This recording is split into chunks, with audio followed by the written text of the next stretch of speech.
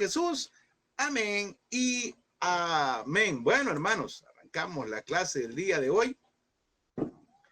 Arrancamos la clase del día de hoy y nos vamos con lo que es la vida de el Mesías. La vida de el Mesías. Bueno, arrancamos, hermano.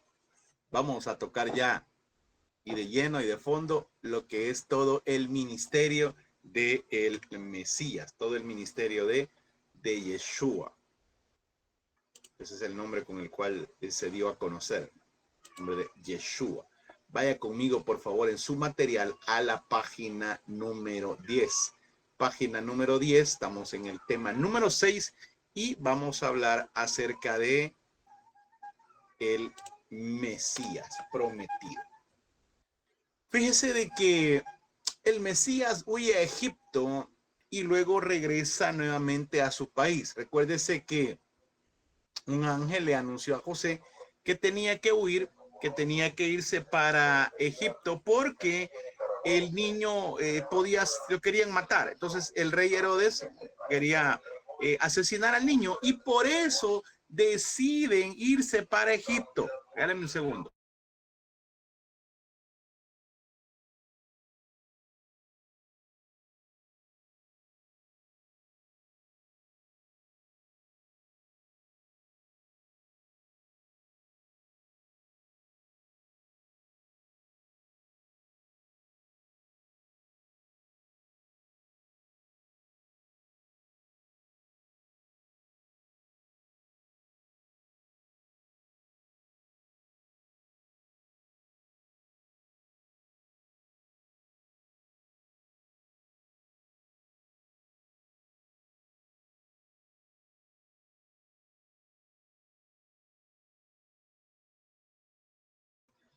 Ok, bueno, le decía que el ángel le ordena o le da la sugerencia a José que se vayan para Egipto para proteger al niño.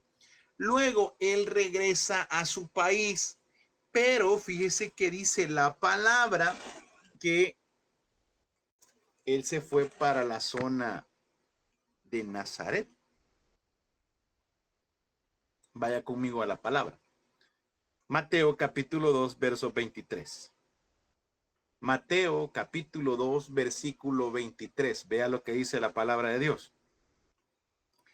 Y vino y habitó en la ciudad que se llama Nazaret, para que se cumpliese lo que fue dicho por los profetas, que habría de ser llamado Nazareno, que había de ser llamado Nazareno.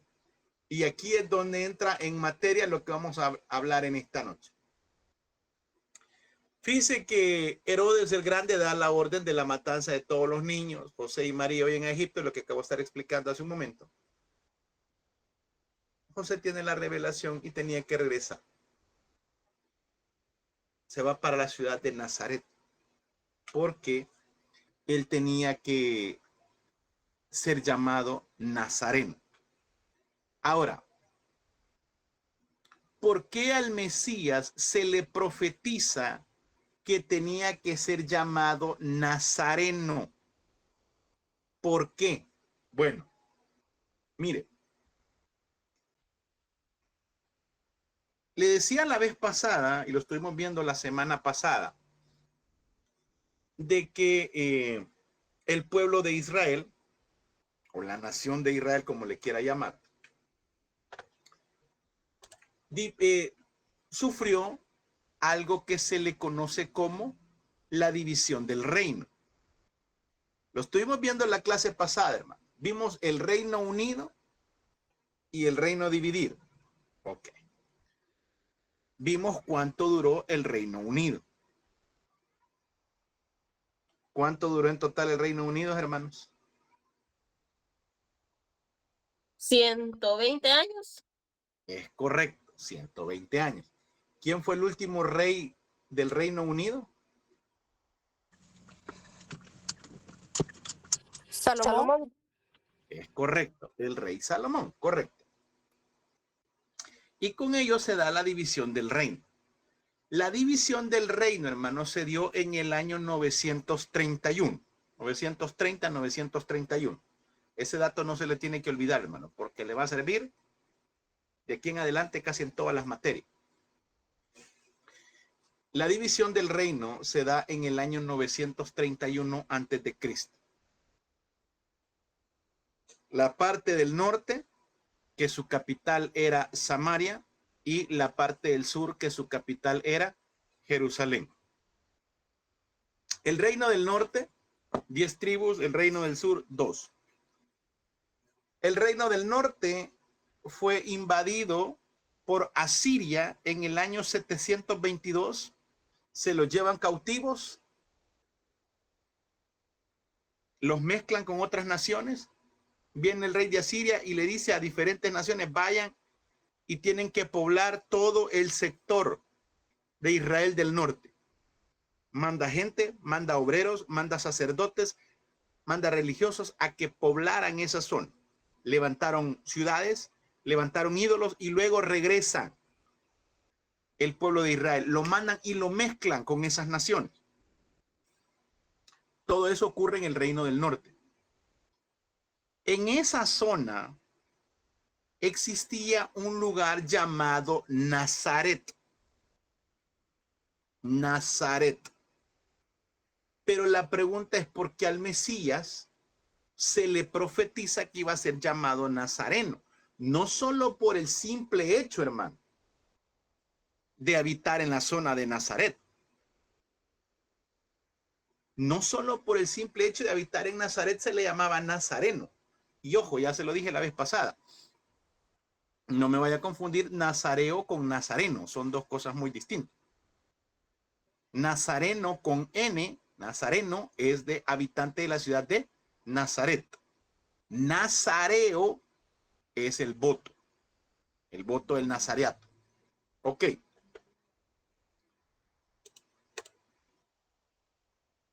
Isaías capítulo 11, versículo 1 nos dice algo muy importante. Vaya conmigo a la palabra. Isaías capítulo 11, versículo 1. Vea lo que dice. Isaías 11:1. Saldrá una vara del tronco de Isaí. Isaí era el padre del rey David. Vea qué interesante. Y un vástago retoñará de sus raíces. La palabra vástago, hermano, es la palabra netzer. La palabra vástago es la palabra netzer. Entonces, la profecía dice, del tronco de Isaí va a salir un netzer. Del tronco, un netzer. El profeta Isaías estaba diciendo que Isaías, el papá de David, de él, de su descendencia, iba a aparecer un vástago, un netzer. Recuérdese que la línea mesiánica viene de la línea del rey David. Por eso a Jesucristo se le conocía como hijo de David.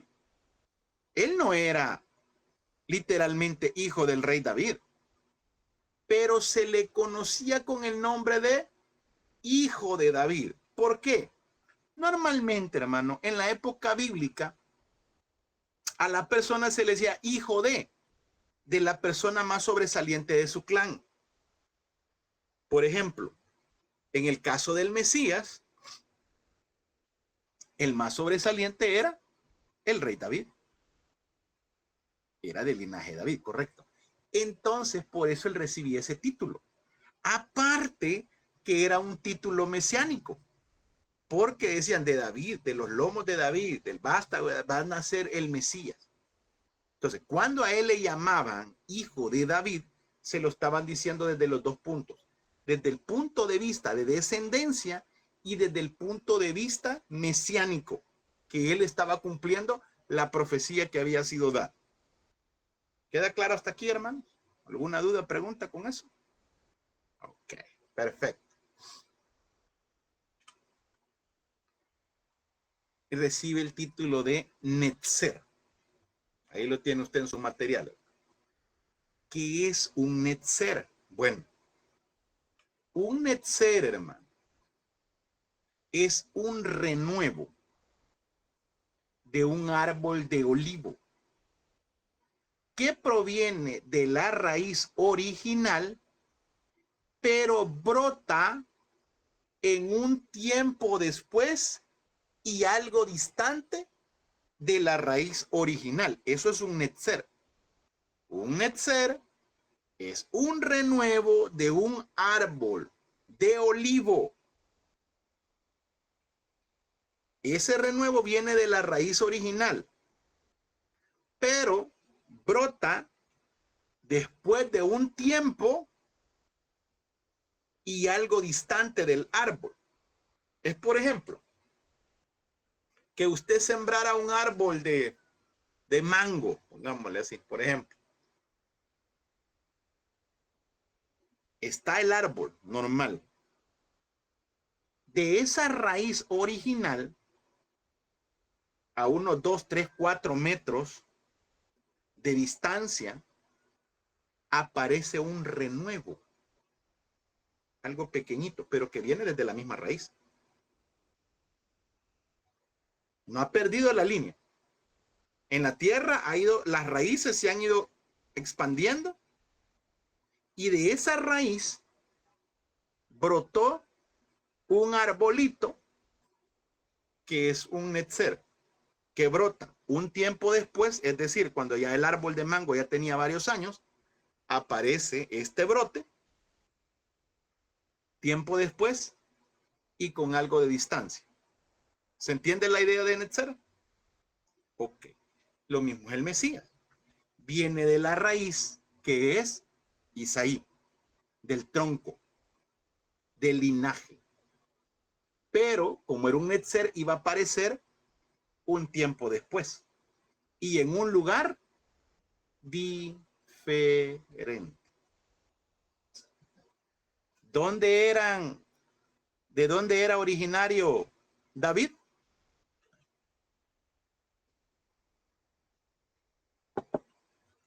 Hello. De Nazaret. ¿De dónde era originario David?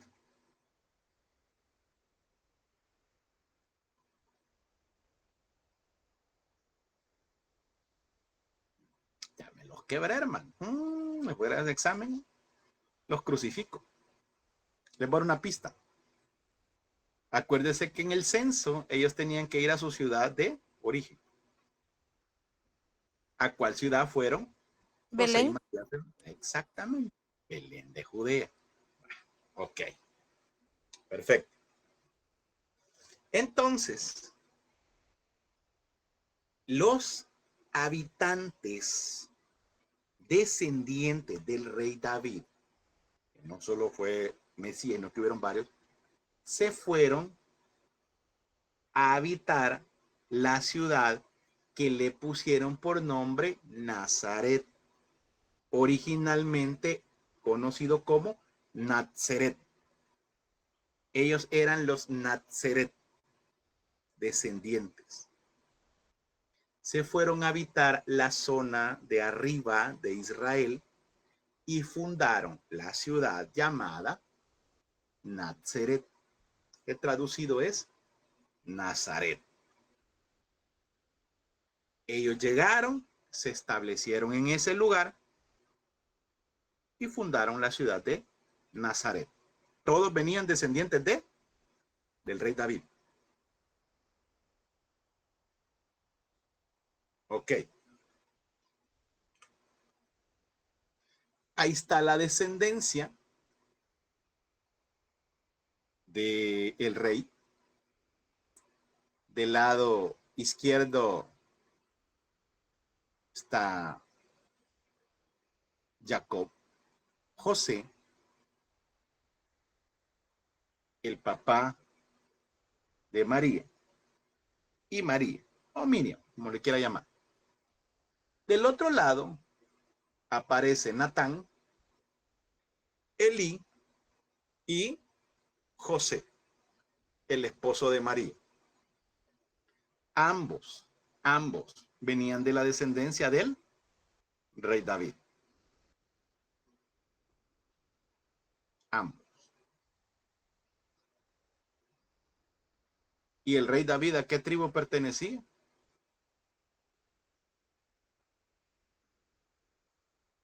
Hello. La de Judá. Exactamente. Y más adelante vamos a ver este dato curioso que se los dije la vez pasada. Todos los sacerdotes, hermano, pertenecían a una sola tribu. ¿Qué era la tribu de? Leví.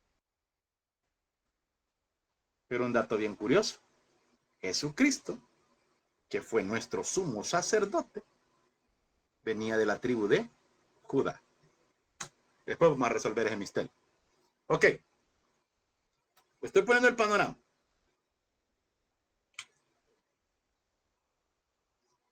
Para que usted ubique, ahí está el mapa. Ahí está el mapa. ¿Dónde está Jerusalén? ¿Dónde está Belén? ¿Dónde está Jerusalén? ¿Dónde está Belén? ¿Dónde está Samaria? ¿Y dónde está Nazaret? ¿Lo logran ubicar en el mapa, mis amados hermanos? Perfecto. Ahí está. Vean, ubiquen. Muy importante que lo puedan ubicar.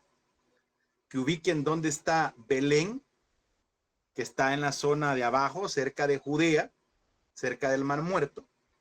Y si usted le da recto para arriba, va a llegar a la ciudad de Nazaret. Ok.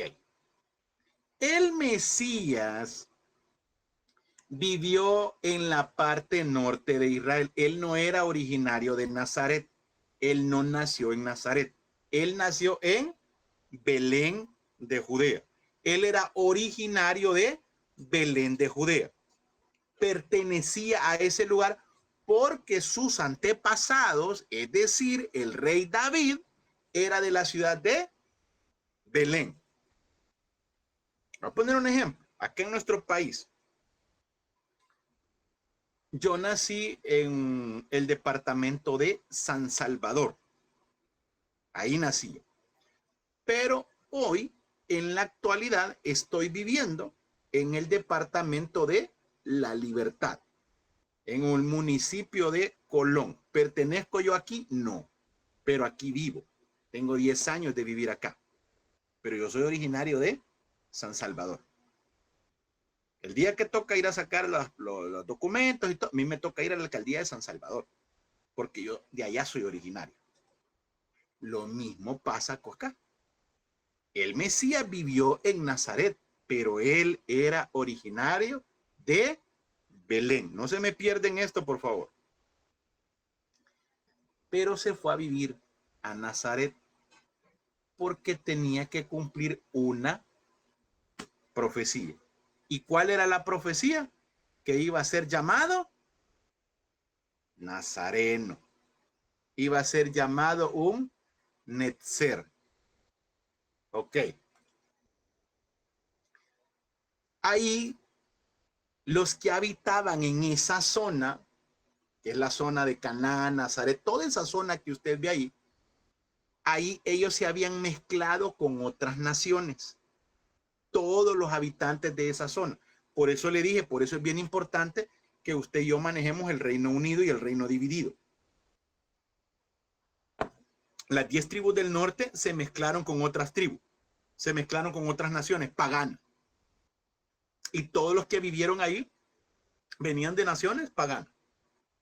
La parte de abajo, que es la parte de Judá o de Judea, como le quiera llamar, ahí vivían los de la tribu de Judá. Ellos se fueron al cautiverio babilónico Estuvieron 70 años ahí y luego regresaron, pero ellos no se mezclaron con otras naciones. Ellos mantuvieron su raza pura. Y ellos, los habitantes de esa zona, por eso ellos se jactaban. Nosotros somos de raza pura.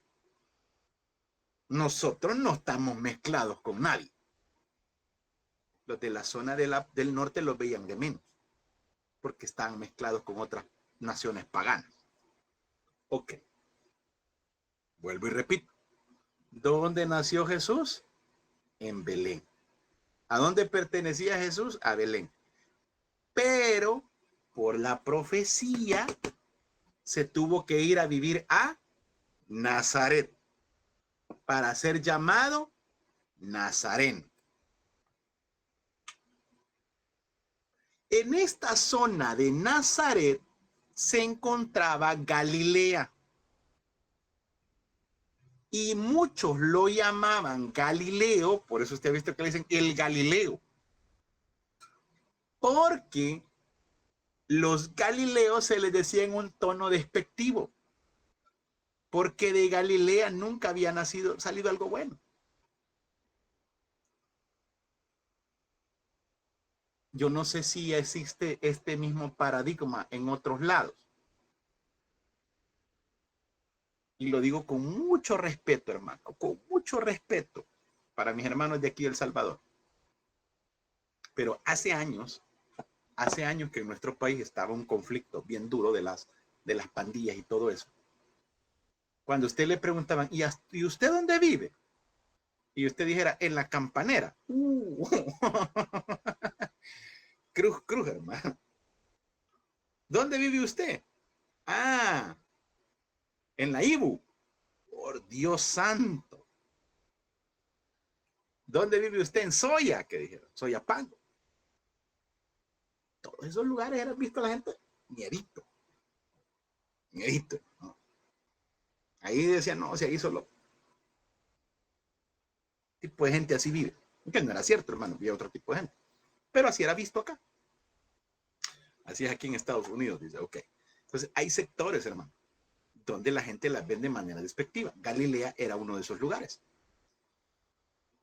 Pero ellos no sabían, hermano, de que el Mesías venía del linaje de David y que era el Mesías prometido. Vaya conmigo, por favor, a la palabra. Mateo capítulo 26. Mateo. Y también algunas empresas nada. Sí, cierto. ¿Dónde vive usted? En Soya. Ahí le llamamos, hermano. No, y aquí también, hermano. Yo vivo en Campos. Para que tenga una idea, aquí no entraban los servicios de taxi, de Uber y Drive. No entraban. No entraban, para que usted tenga una idea. No entraban. Mateo capítulo 26. Acá en San Ignacio tenemos a salvadoreños que vinieron allá viendo así. Era triste. Para que tenga una idea, si usted venía a esta zona y usted no era de la zona, a usted le volaban la cabeza. No estoy bromeando. Los hacían picadillo. Macheteaban. Horrible, horrible lo que vimos aquí en el país. Horrible, por años, hermano. Bendito sea el Eterno que eso se acabó. Mateo capítulo... Sí, hermano, no hay broma. Es fuerte, escucha. Sí. Sí, hermano. Acá vivimos cosas horribles que no queremos volver a vivir nunca. Nunca. Nunca. Bendito sea el Eterno. El cambio que hubo, que lo veíamos lejos, hermano. Pero gloria sea al Señor que ya no estamos eso. Algún día vean, hermano, busquen ahí en YouTube todo lo que vivió aquí en nuestro país. Horrible. Horrible. Ok, Mateo capítulo 26, versículos del 69 en adelante. Pedro estaba sentado fuera del patio y se le acercó una criada diciendo, tú también estabas con Jesús el Galileo. En tono despectivo. Hombre, si vos también sos de los Galileos. Mas él negó delante de todos diciendo, no sé lo que dices. Verso 71. Saliendo él también a la puerta, le dio otra y dijo a los que estaban ahí, también estaba con Jesús el Nazareno. Vea cómo lo conocían al Mesías.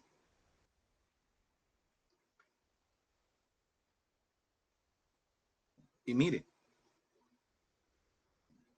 y lo dicen a Pedro, no, hombre, si vos sos de los Galileos, si vos estabas con ellos, tu forma de hablar te identifica. Veamos uno más. Mateo 4:15. Vaya conmigo, por favor. Mateo 4:15. Mateo 4:15. Tierra de Zabulón y tierra de Neftalí, camino del mar, el otro lado del Jordán, que dice Galilea de los gentiles. Ya le vaya dando forma porque el Mesías se fue a vivir a la zona de Galilea. Juan 7:52. Juan 7:52.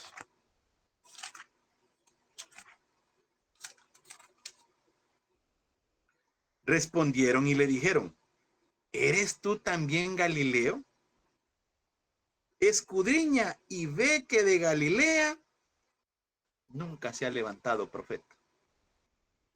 El Mesías se tragó todo eso, hermano, todo lo que, este es Galileo. Si este es de Galilea, si este es nazareno. Y él se fue a habitar a esa zona, porque Galilea dice que pertenecía a los gentiles. ¿Quiénes eran los gentiles, hermano? Los no judíos. Cuando usted encuentra en la Biblia la palabra gentil, es referencia a aquella persona que no es judío puro. Es un gentil. A esa zona, a la Galilea de los gentiles, ahí se fue a vivir él. Para que veamos todo lo que había cerca de ese lugar, hermano. Todo lo que era la zona de Galilea. Ahí estaba Caná. Ahí estaba Caná. ¿Qué sucedió en Caná?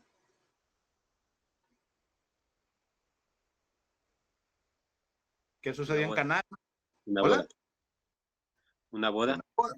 Y hubo un milagro que se convirtió el agua en vino. Ok. Por ahí está también Nazaret. Se puede decir que los... Ahorita lo veo. Dice... Se puede decir que los gentiles también eran las tribus que se mezclaban. Sí, sí, es que eso es. Los gentiles eran las tribus mezcladas. Por eso los veían de menos. No, ustedes no son puros, ustedes se mezclaron con las naciones paganas. Ush, léjense, no queremos nada con ustedes. Ahí también está Nazaret. Ahí está también Naín, que ya hemos escuchado algunas de las historias de Naín. ¿Qué sucedió en Naín? Vamos a ver si alguien se recuerda.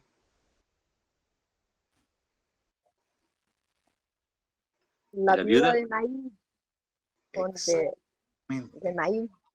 La viuda de Naín, que regresaron a su hijo a la vida. El hijo de la viuda de Naín. Y también está por ahí Capernaum, ¿verdad? Que también el Mesías hizo varios milagros por ahí. Capernaum o la aldea de Nahum. ¿No significa? Por ahí está también Tiberíades, la zona de Tiberíades, que es el mar de Galilea o mar de Tiberias. También por ahí está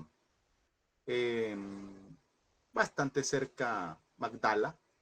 Por ahí, no aparece en el mapa, pero por ahí está Magdala, que era María Magdalena. En la zona de Magdala.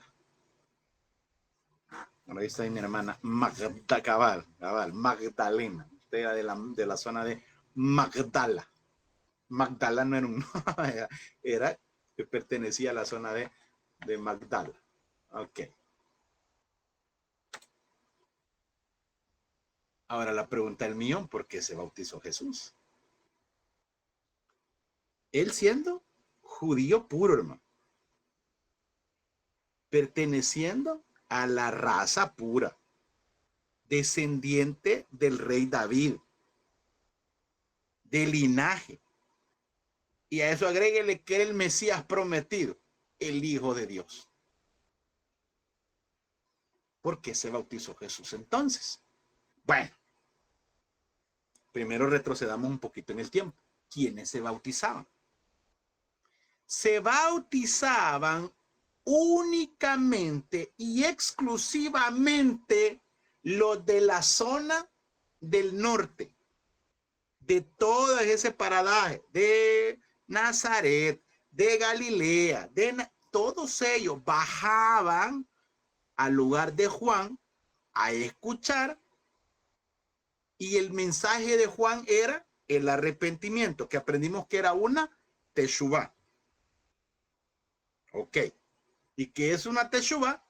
Un regreso a la palabra. Ellos descendían donde Juan.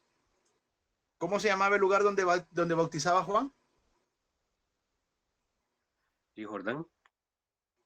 Sí, el Jordán es el río, pero exactamente el lugar. Baratea, algo así. Al otro lado del Jordán. Baratea. Por ahí va, por ahí. Ah, ¿quién da más? Ni un jueves para el otro se les olvidó. Beitábara. O Betábara. Beitábara. Entonces ellos descendían a Beitábara para ser bautizados por Juan. Jesús llega donde Juan en un acto de humildad. Yo me mezclo con ellos, me hago parte de, no soy como ellos, no soy de ellos, pero doy el ejemplo ¿a quién? A ellos. Jesús no se está bautizando por los judíos. Jesús en un acto de humildad, de obediencia y dando el ejemplo, se bautiza. Vamos a la palabra.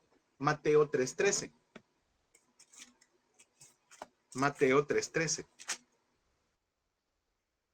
Por eso, hermano, es que ninguno de los apóstoles. ¿Por Me qué se asustaron por bautizó ahí. Jesús? Jesús llega donde Juan dice en un acto de humildad, de obediencia y dando el ejemplo, dice, para que se cumpliese la promesa, dice. Él no necesitaba el bautismo, pero no apeló a ser judío. Ok, excelente. Gracias. Por ahí creo que está el micrófono encendido. Lo que Si nos pasa es que ayudan. él todo lo hacía enseñando. Que vieran Sí. que él lo hacía, Me que se gusta. sometía. El pastor me gusta cómo enseña. Me ayudan con los micrófonos, por favor, que están encendidos por ahí. Gracias, hermano. Gracias, gracias. Vea, mire, nada, para que Hay tenga pena. piropos, no hay pena. Eso se llama alineando el 10. Son bromas. Son bromas. Ok, vea, mire. Ya lo vamos a alinear nosotros también. Está bien. Perfecto. Te lo mereces, te lo mereces. O sea, el eterno, hermano. Mire, menos mal que hoy morenito, hermano. No me vieron que me puse como coy tomate. Pero bueno. Mire, Mateo capítulo 3, versículos del 13 en adelante. Vea lo que dice. Entonces Jesús vino de Galilea a Juan al Jordán para ser bautizado por él. Mas Juan se le oponía diciendo, yo necesito ser bautizado. No, hombre, si vos sos el que las puede todas, yo necesito ser bautizado. Pero Jesús le responde, deja ahora, porque así conviene que cumplamos. Entonces le dejó. Y Jesús, después que fue bautizado, subió luego del agua, y he aquí los cielos fueron abiertos, y vio al Espíritu de Dios que descendía como paloma y venía sobre él. Y hubo una voz en los cielos que decía, este es mi Hijo amado, en quien tengo complacencia. Dando el ejemplo, obediencia. Y para que se cumpliese la promesa, ¿cuál era la promesa? A Juan le habían dicho, mira Juan, sobre el cual vea descender la paloma, ese es el mensajero, ese es mi Hijo amado, esa es la señal. Jesús no necesitaba el bautismo, pero fíjese que él no apeló. En su humildad, él no llegó diciendo, no, que me voy a andar bautizando yo, si yo soy el mero mero aquí, si yo soy el que mando. Él no dijo eso. Ni lo mencionó, hermano, ni siquiera dijo lo que él era. El conocedor de todo, mire. No estuvo diciendo nada. Yo admiro a Juan y admiro a Jesús. Juan, porque ¿qué dijo Jesús de Juan? No, hombre, si no hay otro profeta como Juan. Ningún hombre nacido de mujer es más grande que Juan. ¿Y qué dijo Juan? No, hombre, si yo no soy digno ni siquiera de amarrarle la correa, que era el acto más vil que podía cometer un discípulo. Lo más bajo, hermano, el trabajo más bajo que podía hacer un aprendiz, un discípulo.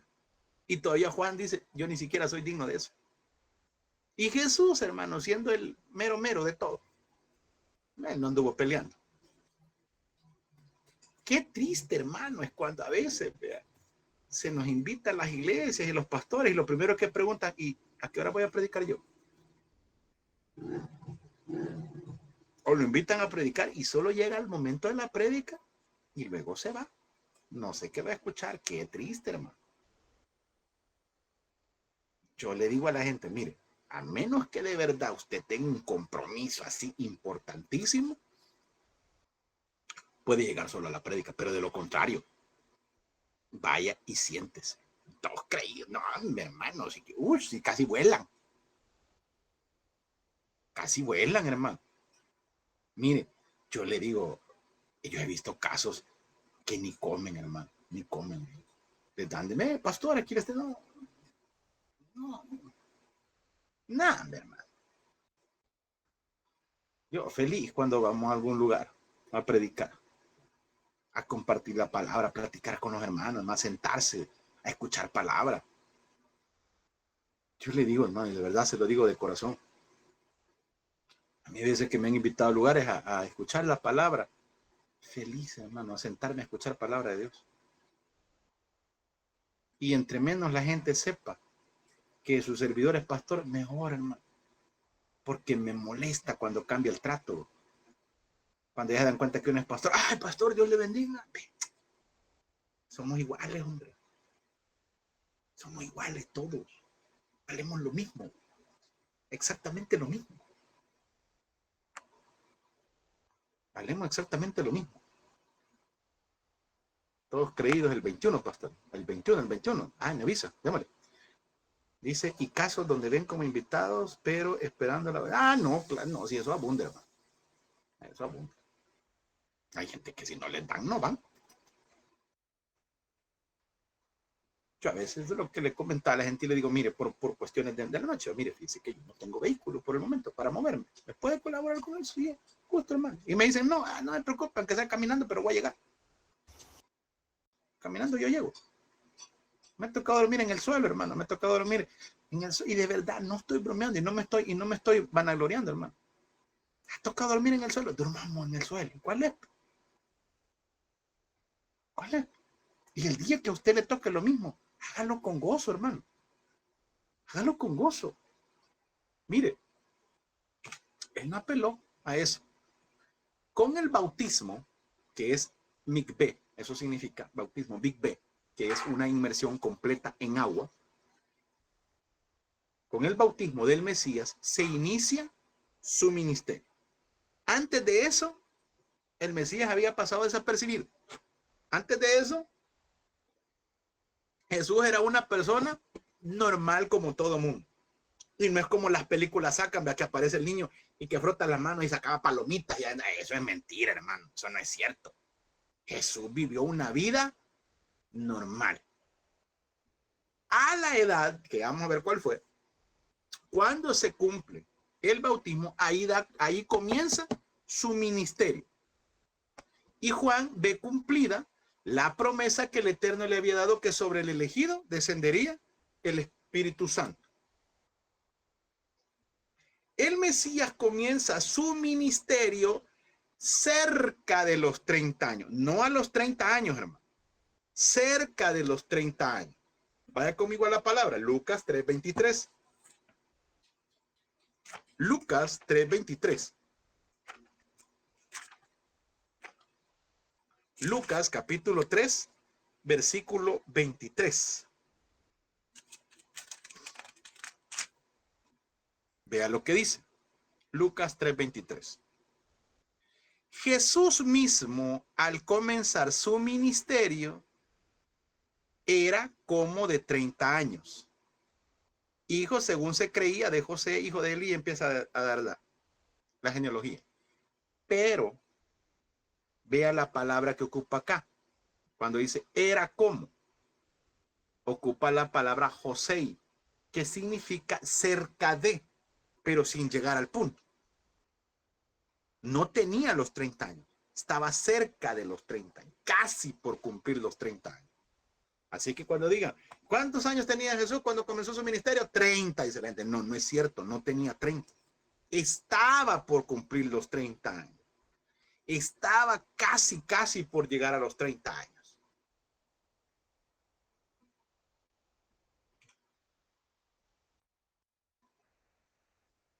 Jesús va, se bautiza, cumple la orden del Eterno y luego de que es bautizado, viene la prueba de fuego para el Mesías. Y es que el Mesías tiene que ir al desierto. Evangelio de Lucas capítulo 4.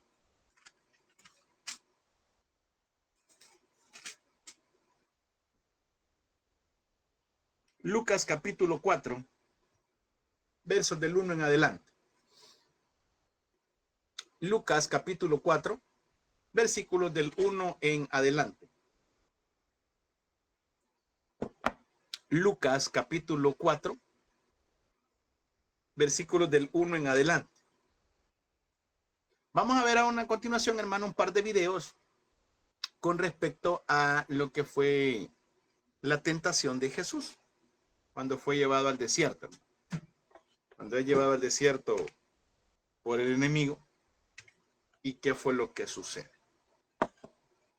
Veamos a continuación esos videos.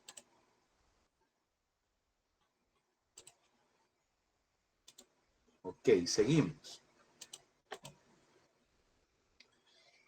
El Mesías fue llevado al desierto por el Espíritu de Dios para ser tentado por el enemigo. El Espíritu Santo fue el eje principal, pensante, por decirlo así, el autor intelectual de llevar al Mesías al desierto para ser tentado por el enemigo. La palabra tentar o tentación es la palabra peirazo. Tentar es peirazo y tentación es peirasmos.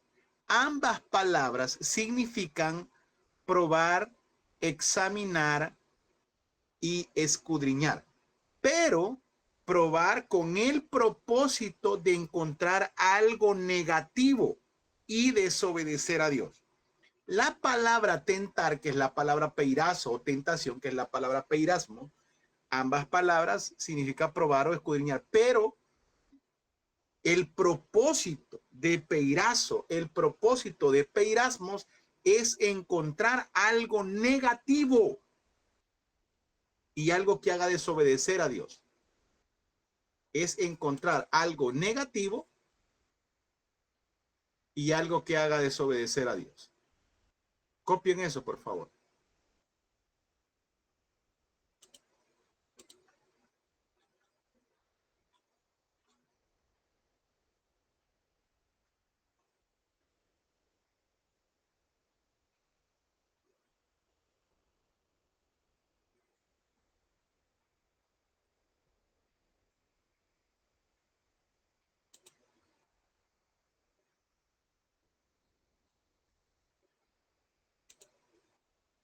Ok, copien eso.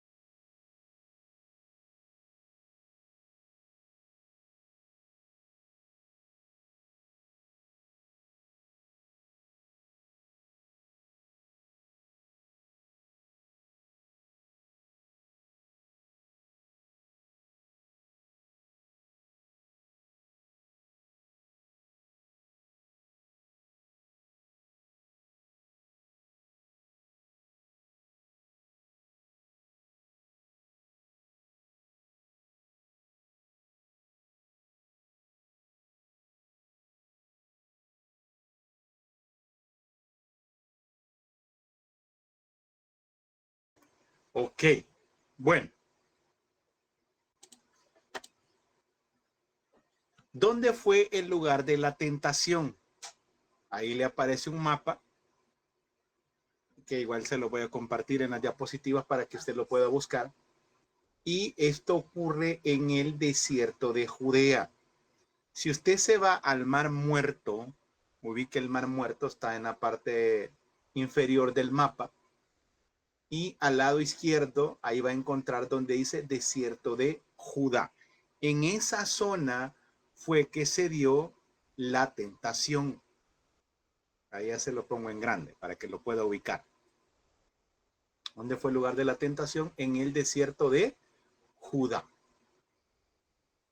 En el desierto de Judá.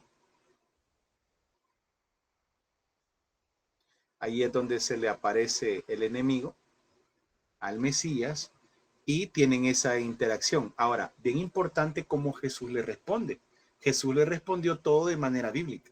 Escrito está, no solo de pan vivir el hombre.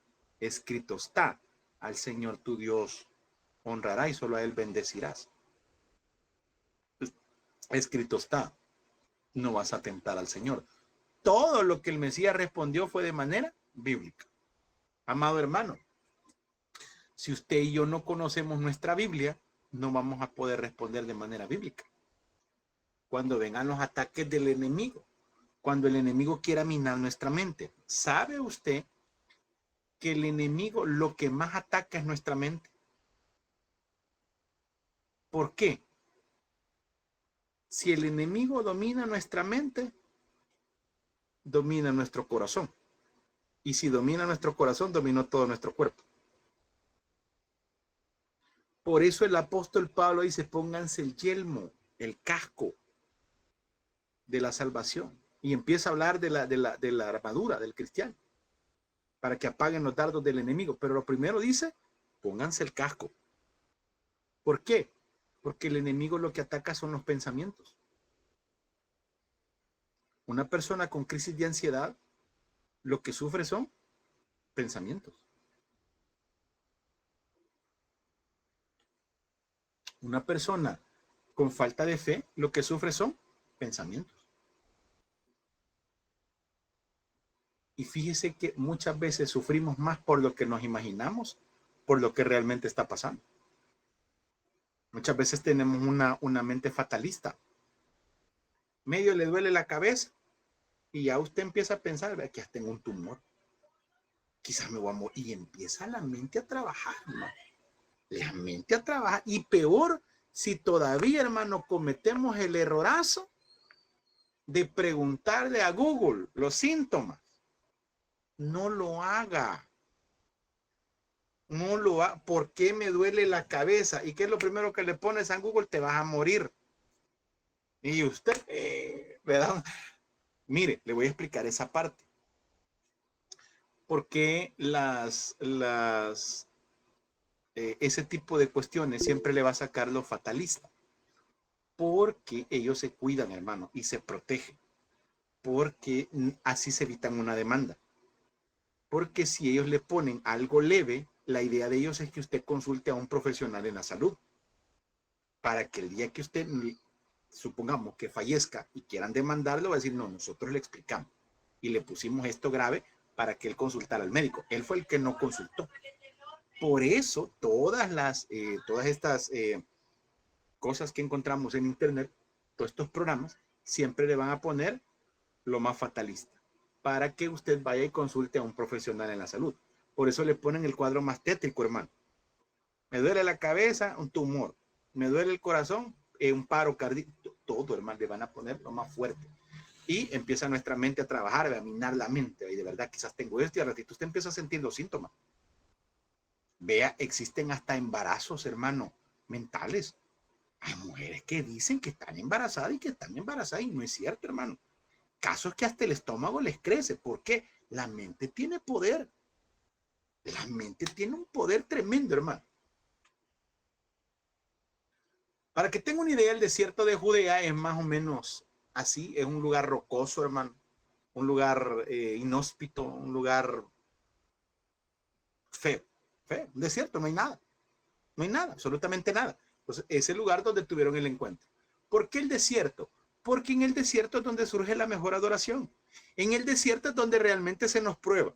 Y el Mesías fue probado en el desierto, así como el pueblo de Israel fue llevado al desierto para ser probado por Dios. Hermano, un buen marinero no se hace con un mar tranquilo. Un buen marinero se forja con mares embravecidos.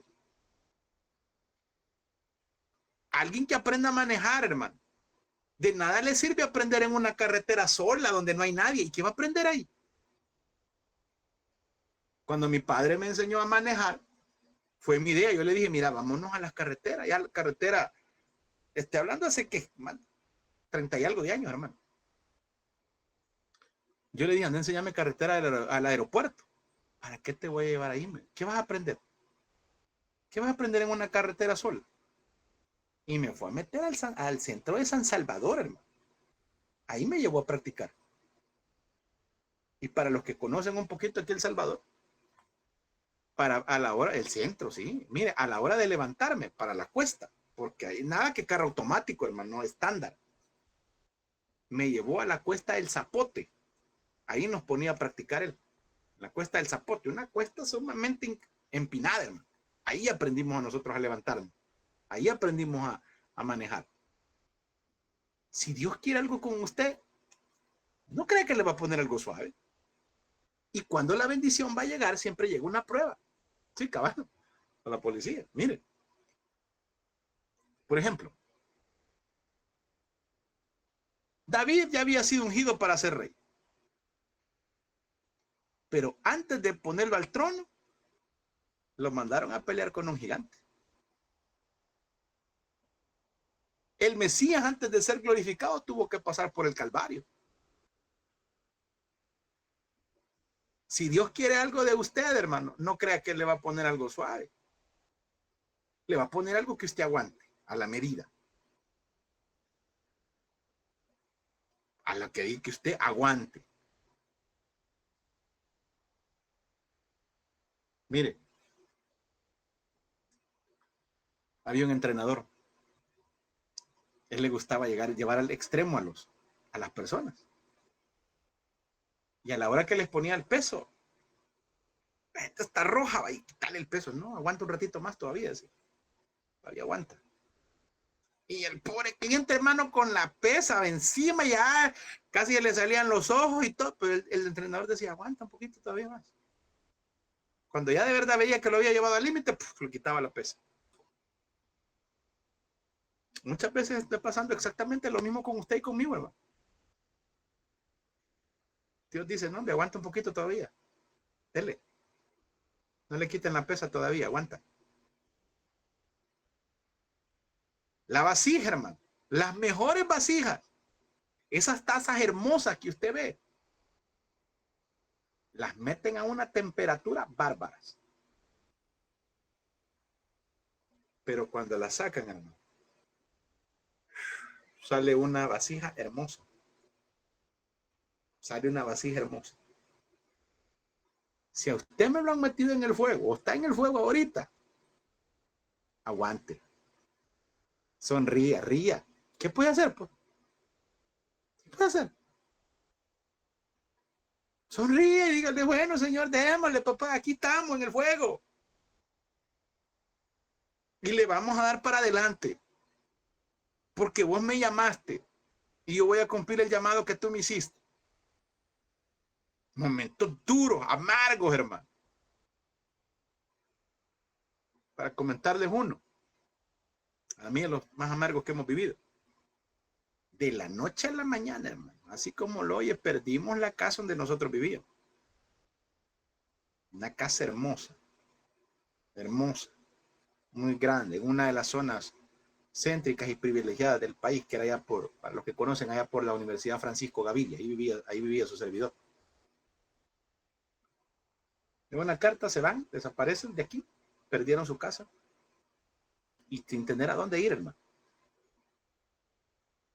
Saquen todo en esta noche porque mañana llega la policía y lo que no sacaron hoy ya no lo van a poder sacar.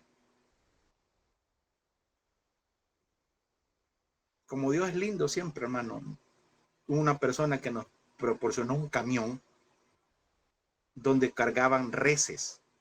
Ellos transportaban reses. Ya se imaginará el olor que tenía el camión. Todas las heces de las vacas. Pero ahí nos tocó. Bajo una lluvia. Pero mientras salíamos en ese camión, con todas nuestras vidas en cajas,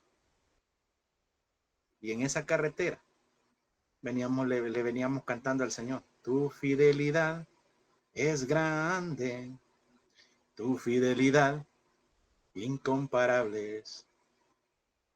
Pregunto, ¿le puede cantar usted al Señor en medio del desierto? Eso, ahí es donde se prueba, hermano.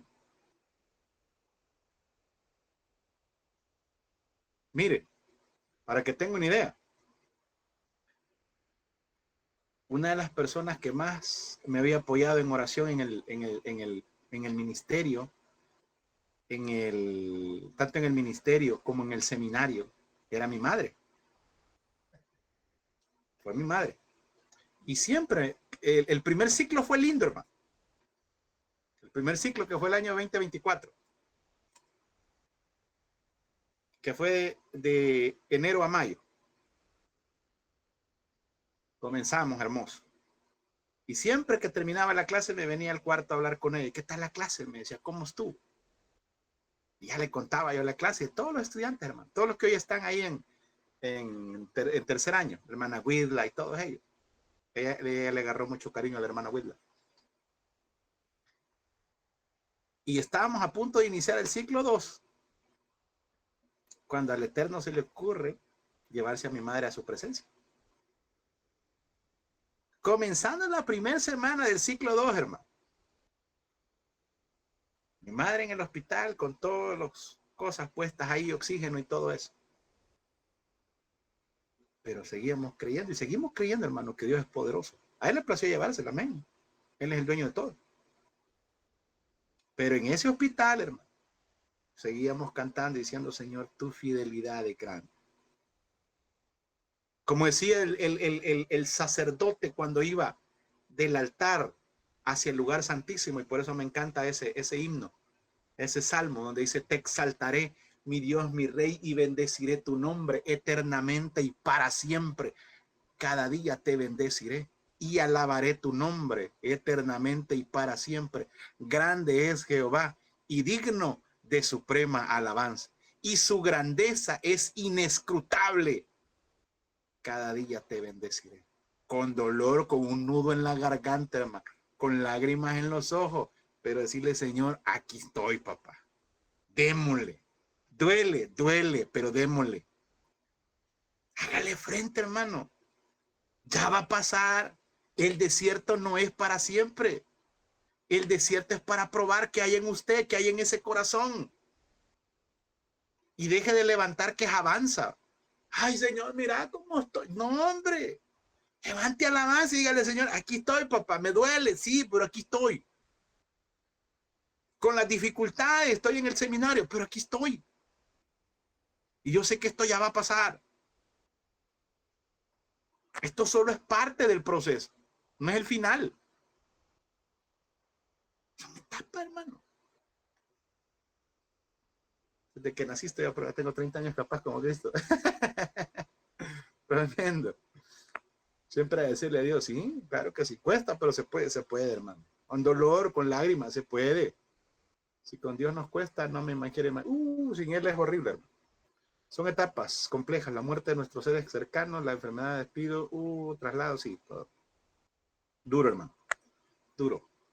Pero algo que yo le puedo decir, hermano, hasta aquí, la mano de Jehová nos ha sostenido y no nos ha dejado.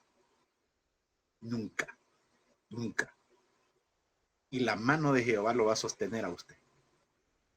Y si usted está pasando por un desierto, ya pasó, siéntase privilegiado, porque quiere decir que ya subió de nivel. Y porque Dios cree en usted y ve capacidad en usted. Si Dios no hubiera capacidad en usted, ni lo hubiera llamado. Dios confía en usted, no lo defraude. Dios lo llamó a usted y confía en usted, no lo defraude. Hágale frente, dele. Y va a chillar, chille. Chillemos juntos si quiere. Pero no se eche para atrás. Dele. Aguante. Y acuérdese que aquel entrenador, vea, que cuando el pobre tipo estaba con la pesa encima. Pero qué decir el entrenador, todavía aguanta un poquito más. Mira, a mí me fascinan las películas de Rocky. Cuando el pobre Rocky lo estaban marimbeando por un lado y para el otro, ¿qué le decía el otro que estaba atrás? No duele, no duele. Claro, y no era el que estaba aguantando, no duele. Y ahorita, hermano, no duele, aguante. No duele, aguante, hágale frente. Pastor, ¿usted por qué no ha pasado? Usted no sabe, hermano. Usted no sabe las veces que me ha tocado las del payaso, que usted me ve reír aquí, pero no sabe las amarguras que hemos vivido. Pero ¿qué decimos? No duele. No duele. Hágale frente. La tentación, hermano, es para probarnos a nosotros mismos. La tentación es para probar nuestras convicciones y nuestro compromiso con Dios. No la prueba, la tentación. Y la tentación va a llegar, hermano. Y ninguna tentación va a llegar de algo que no nos gusta. La tentación va a llegar justo tal cual como a usted le gusta. Le voy a poner un ejemplo burdo. Usted me pone a mí una Coca-Cola, no es tentación para mí. Ahí la puedo ver, puede pasar en el refrigerador toda semana. Póngame una taza de café y una semita. Eso desaparece, hermano, en segundos. Usted me pone lo que usted quiera de comida. Tal vez que ya no es tentación. Póngame unas 4 pupusitas, hermano, revueltas. De aquellas que se ve hasta brilloso el aceite, ¿no? Y que el quesito le va saliendo, ¿no? De aquellas que usted le estira y el queso así, con una su taza de café. Eso es tentación para mí. La tentación va a llegar de lo que nos gusta, hermano. Nunca el enemigo va a poner algo que no nos gusta. Nunca. Y si no, vea desde la fundación del mundo. A Eva le llegó por el lado que le gustaba. ¿Y cuál era? El poder. Eva, si van a ser igual que Dios, Eva, probarlo, dale. Si nadie se va a dar cuenta. Amados hermanos, ¿qué tentación le va a llegar a usted, si es posible? Una de 20, 30 años, y usted ya con 50 encima. Y que le va a decir, te ves bien guapo. Y usted hasta como que es pavo real, va. De repente pone camisita más socadita, va. Tremendo. Pues las hermanas. ¿Desde hace cuánto no las chuleaban en la casa, va? Y de repente algún compañero. Hola. Hermosa, no, hombre, si usted como que es pavo real, va. Hasta saca la pluma. Porque alguien le volvió a decir algo. Después de años que no le decían nada, va. Después de que alguien no le decía nada hermoso, va, y alguien le diga, venite, mi cinturita es jícama, venite conmigo. No sabe, man, la cosa que puede llegar. Mire, veamos alguna diferencia, hermano. Para mis hermanos que están en las fronteras patrias no conocen la jícama. Y no conocen la jícama, van a ver por qué era cintura de jícama. Mire, veamos la diferencia entre tentación y prueba. Veamos la diferencia entre tentación y prueba. Tentación, Santiago 1:13. Va conmigo la palabra. Santiago 1:13. Cuando alguno es tentado, no diga que es tentado de parte de Dios. No diga, es que el Señor me ha puesto esta tentación. No, no ha sido el Señor no tienta a nadie. La tentación la pone el enemigo. Vea lo que dice. Cuando alguno es tentado, no diga que es tentado de parte de Dios, porque Dios no puede ser tentado por el mal, ni él tienta a nadie. Sino que cada uno es tentado cuando de su propia concupiscencia. ¿Y qué concupiscencia, hermano? Aquellas cosas que nos atraen. Eso es una concupiscencia. Lo que nos atrae. Lo que nosotros alimentamos nuestra mente. Lo que para usted se vuelve una tentación. Para usted puede, mire, yo le voy a poner un ejemplo. Para mí, hermano, un cigarro no es una tentación. Y yo fumé. No me gustó, hermano, no me gustó. Pero para mí, a mí me ofende el olor a cigarro ahora.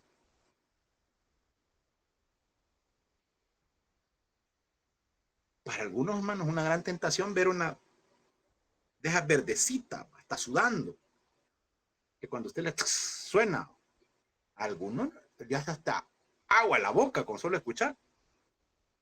Es tentación, hermano. Y somos humanos, somos humanos. Y va a llegar la tentación. Para algunos puede ser, para otros no. Por eso le digo, el enemigo va a tentar diferentes formas en las cosas que a nosotros nos gustan. Ahora veamos qué es lo que es una prueba. Santiago 1:3. Y sabiendo que la prueba de vuestra fe produce paciencia. La tentación es para sacar lo peor de nosotros. La prueba es para sacar lo mejor de nosotros. Así usted lo puede identificar fácilmente. La tentación es para sacar lo peor. El enemigo nos pone la tentación, nos hace caer en la tentación y después, como él es el acusador, vea, Hasatán viene y nos acusa delante de Dios. Mira tu hijo. Mira, y estudiante del seminario, Edra. Mira lo que anda haciendo. Porque el enemigo así es, hermano. El mismo que te pone la tentación es el mismo que te expone delante de todo el mundo. Porque así trabaja de Satanás de fino. El mismo que te pone la tentación es el mismo que te hace caer en ella. Y te expone. Hablaba con los hermanos el día de ayer de unos casos acá en El Salvador, bien sonados. Dieron mucho golpe. Pastores, hermano. Pastores que cayeron. Y veamos pastores grandes, hermano. Vea el caso de Jimmy Swaggart.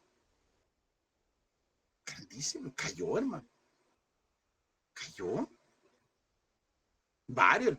Y otros por ahí que aparecieron, hermano. Pues confesaron su pecado. Jimmy Swaggart llorando lo dijo delante de todo el mundo, hermano. Aquí hubo uno de ellos, hermano, que hasta lo molestaban por el concepto que ocupó, a infidelidad responsable.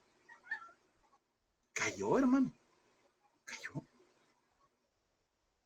Así, y el enemigo es el mismo que les puso la tentación y el mismo que después lo expone. Así es el enemigo, hermano. El mismo que te ayuda a cometer el pecado es el mismo que después te expone delante de todo el mundo. Y la prueba es para sacar lo mejor de nosotros. Dios pone una prueba. Nos prueba a nosotros. A ver qué hay en nosotros. ¿Qué hay dentro de nuestro corazón? Si hay queja. Yo no le estoy diciendo que usted no le va a decir, Señor, ya no aguanto. ¿Cómo no? Pero ¿qué tipo qué es lo que sale de nuestra boca? Por eso le decía, una queja avanza. Señor, mira cómo, no, hombre. En medio del dolor, alabe. Por eso a mí me encanta esa alabanza de Dani Berrío. Está sufriendo, alaba. En la prueba, alabe. Alabe. No tengo que comer, Señor. Gracias, papá. Gracias. Cuesta horrores. No crea que es difícil, no crea que es fácil, hermano, ir con el féretro caminando y cantando. Exaltaré, mi Dios, mi Rey. Bendeciré tu nombre eternamente y para siempre. Y lo más duro va cuando va la caja para abajo, hermano. Solo los que han vivido esa experiencia saben lo que es eso. ¿Por qué el enemigo necesita tentar al hombre? Porque él no conoce, hermano, lo que hay en el interior. En cambio, Dios sí lo sabe. Dios sí lo sabe, el enemigo no. Porque el enemigo no es omnisciente. Él no lo sabe todo. El Eterno sí lo sabe. Jeremías 17:10, vea lo que dice. Jeremías 17:10. Yo, Jehová, escudriño la mente. A él no lo podemos engañar, hermano. Nos escudriña la mente, nos escudriña nuestro corazón para dar a cada uno según sus caminos, según el fruto de sus obras. El enemigo nos pone la tentación porque no sabe lo que hay en nuestro corazón. El Eterno no necesita tentarnos, él ya sabe lo que hay en nosotros. Y por eso hay cosas que Dios todavía no nos da, porque sabe que no las podemos manejar. Hermanos, si no sabemos administrar $1, Dios no nos puede dar 10. Si no podemos administrar $1, Dios no nos va a dar 10.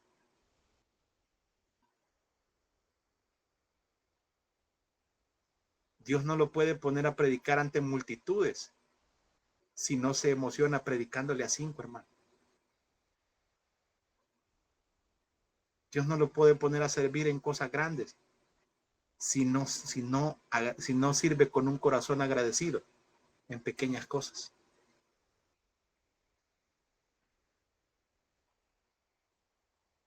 Mire, para los que anhelan casarse y sueñan con casarse, me gustó algo que vi por ahí.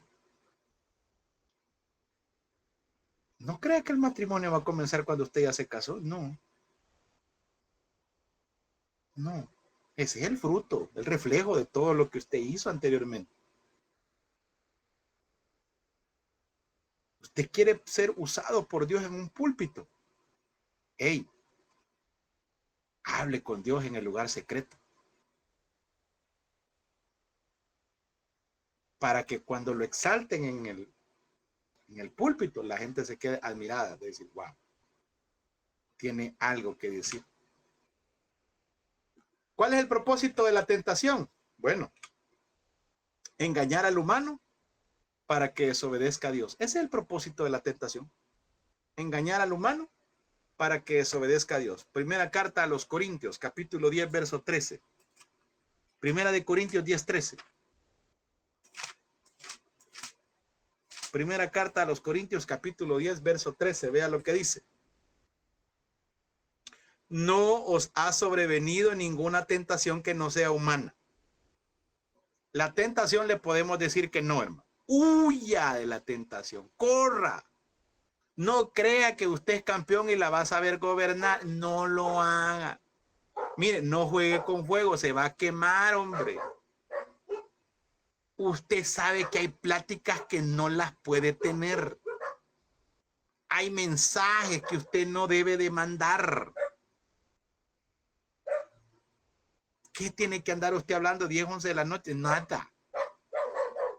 No, pastor, si Dios le bendiga, le pongo. Ajá. Vámonos. No, si así comienza todo, hermano. Dios le bendiga, sierva. Aquí le mando un versículo de fe. Le voy a creer. No, si mire, pastor, si lo que hacemos oramos juntos. Los primeros días. Hay cosas que usted y yo no las podemos hacer, hermano. No, pastor, si mire, y la reunión todos están tomando cerveza, yo Coca-Cola estoy tomando. Hay lugares que no podemos estar, hermano. No debemos de estar. ¿Qué tenemos que estar haciendo ahí? Nada. Vea lo que dice. No os ha sobrevenido ninguna tentación que no sea humana. Pero fiel es Dios, que no nos dejará ser tentados más de lo que podamos resistir, sino que dará también juntamente con la tentación la salida para que pueda soportar. Pero claro, si usted en la media tentación le dice, ay, Señor, vaya que se haga tu voluntad, pues no, tampoco. Señor, ayúdame a resistir la tentación.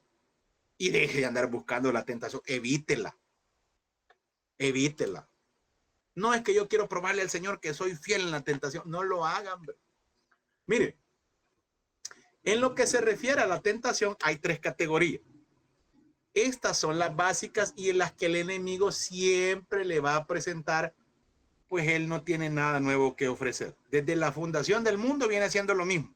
¿Y sabe por qué viene haciendo lo mismo? Porque le ha funcionado. Y usted sabe que lo que funciona no se cambia. Primera de Juan, capítulo 2. Vaya conmigo, por favor. Haga las epístolas del apóstol Juan. Váyase al Apocalipsis y de ahí empieza a darle para atrás. Le va a ser más fácil. Primera de Juan, capítulo 2, versos 15 y 16. No amen al mundo, ni las cosas que están en el mundo. Si alguno ama al mundo, el amor del Padre no está en él. Porque todo lo que hay en el mundo, los deseos de la carne, los deseos de los ojos y la vanagloria de la vida, no provienen del Padre, sino del mundo. ¿Cuáles son entonces esas tres tentaciones? Los deseos de la carne, los deseos de los ojos y la vanagloria de la vida. Esas son las tres formas en las que Satanás ataca. Los deseos de la carne, los deseos de los ojos y la vanagloria de la vida. Los deseos de la carne, aquello que nos tienta, hermano, aquello que tiembla el cuerpo cuando queremos resistir. Los deseos de los ojos, uy, hermano. Miren, me da risa cuando la gente quiere disimular en la calle. De repente ahora hasta los ojos tuerce así. Se nota, hermano. Se hacen el disimulado, pero como que están viendo, pero no, si está viendo lo que está pasando, hermano. La vanagloria de la vida. Mire, yo no estoy diciendo que usted no haga planes. ¿Cómo no? Planifique su vida. Pero disfrútelo hoy. Hay 2 días que no nos pertenecen. El ayer y el mañana. El ayer ya pasó. Y el mañana es incierto. Viva el hoy. Disfrute el hoy. Sea feliz con lo que tiene, hermano. Porque muchos nos volvemos infelices esperando que llegue lo que no tenemos y no disfrutamos lo que ya tenemos. Y cuando queremos venir a reaccionar, hermano, la vida ya se fue. Disfrute la juventud. Disfrute la etapa en la que está. Disfrute cada momento de su vida, hermano. Si no, pregúntenos a los que tenemos más de 40 años. Si ayer sentíamos que teníamos 18, hermano. Cuando venimos a sentir ya teníamos 30. Cuando venimos a sentir 40, hermano. Cuando teníamos 18 años, nuestros olores eran distintos. Pa. Chanel, Tommy Hilfiger. Hoy huelemos a marihuanol, hermano. Hoy huelemos a cofal. Diferentes los olores, hermano. Los deseos de la carne son aquellos que provienen del viejo hombre. Los deseos de los ojos son todas aquellas cosas las cuales vemos y desatan dentro de nosotros la codicia y la avaricia, aquello que no es bueno, hermano. Lucas 12:15 y habla acerca de la codicia y de la avaricia. Y la vanagloria de la vida, esta es la más peligrosa y la más sutil. Tiene que ver con la exaltación de nuestro ego, el yo soy, yo me creo, yo hago. El deseo de jactarse de lo que uno ha llevado a cabo. Mire, está bien que los títulos, hermano, están lindos, pero qué feo es cuando se presenta licenciado, fulano, eterno. Reverendo, pastor, doctor, teólogo. Nah, el mejor título que usted y yo podemos tener es hijo de Dios. Punto. Punto. Ahí les voy a pasar las diapositivas para que puedan copiar todo eso, hermanos. Así es de que, gracias a Dios, hemos terminado la clase, hemos podido ver un poquito más y aprender un poquito más de la vida del Mesías.